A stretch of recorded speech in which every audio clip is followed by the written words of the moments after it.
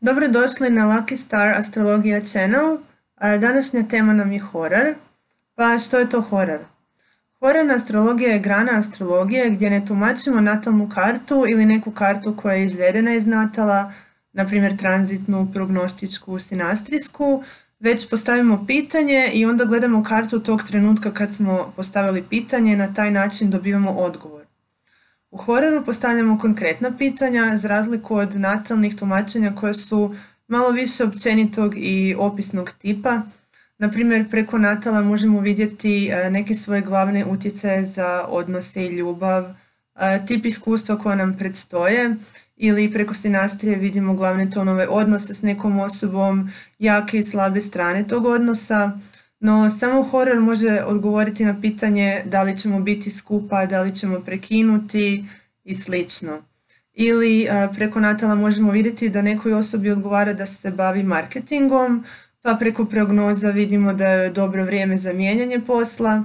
No, samo horor može odgovoriti na pitanje da li da prihvatim ovaj posao, da li ću dobiti ovaj posao i slično. Znači, vrlo specifične stvari su u hororu.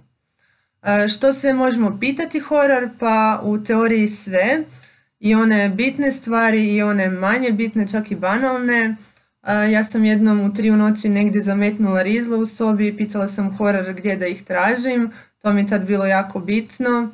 Ili u staroj astrologiji srednjeg vijeka postoje tehnike koje daju odgovor na pitanje da li da posjetim ovu gozbu, kakva će biti hrana, kakvi će biti ljudi i društvo. Znači, ljudi su oduvijek postavljali banalna pitanja koja su njima bitna i to je ok, naravno ako ne pretjerujemo. Najčešće me ljudi pitaju za ljubav i posao, ponekad za zdravlje. Imala sam par pitanja u vezi izgubljenih kućnih ljubimaca, neka su imala sretan završetak što me jako razveselilo. Stavit ću vam link za tekst o hororu gdje piše koje sve pitanja možete postaviti. E sad, kako horor djeluje, to nitko ne zna. Svaki astrolog ima neku svoju teoriju, neko svoje objašnjenje koje povremeno update-a, no to su samo objašnjenja, znači način na koji se tumačimo stvarnost. Natal si još nekako i možemo smisleno objasniti jer je to karta trenutka kada dolazimo na ovaj svijet i onda nebo odražava s čim smo to došli, što nas sve očekuje, no tko ili što uređuje moment u kojem mi odlučimo da ćemo postaviti hororno pitanje pa da onda nebo odražava odgovor na to pitanje.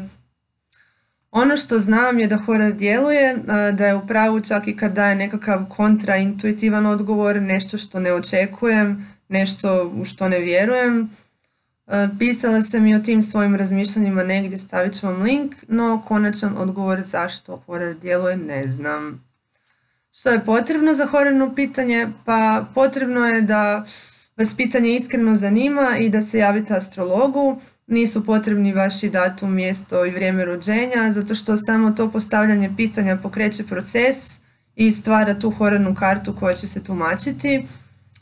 Poželjno je da ste što jasniji, da znate što pitate i zašto to pitate, jer što ste vi jasniji, to je i karta onda jasnija.